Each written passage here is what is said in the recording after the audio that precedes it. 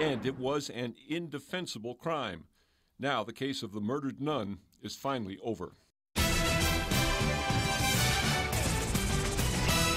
The man who killed the Catholic sister in her Navajo Reservation home in 2009 was facing life in federal prison, but under a plea deal reached today, he could be a free man in his early 50s. And as News 13's Tina Jensen explains, the prosecution says that's exactly what the nun's friends and family wanted. Tina?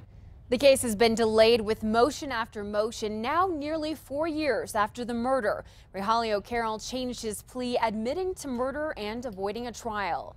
It was such a random act of violence on a victim who had no high-risk behavior. In federal court today, Carroll hung his head low and started sobbing as the judge read what he admitted to. That on Halloween night 2009, Carroll broke into a trailer at a Catholic church in Navajo, looking for cash and other valuables he could use to buy drugs and booze.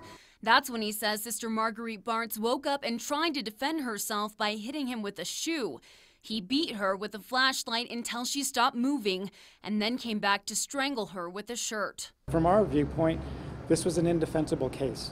You never know what's going to happen at trial, but we were very confident in our case and the good work of the FBI and the Navajo criminal investigators. The defense attorney and the feds agreed to a sentence of 40 years in prison under the plea deal.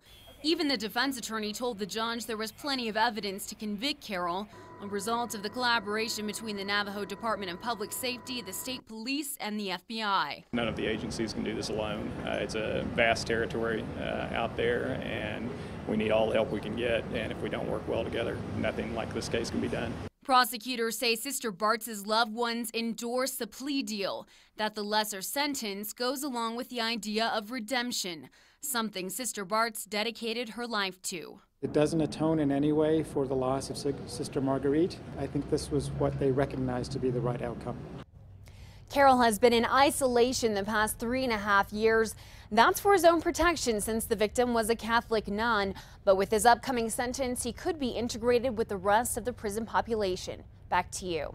Okay, Tina, the judge accepted the plea agreement today. There's no parole under the federal system, but he will get credit for good behavior and 3.5 years for time served.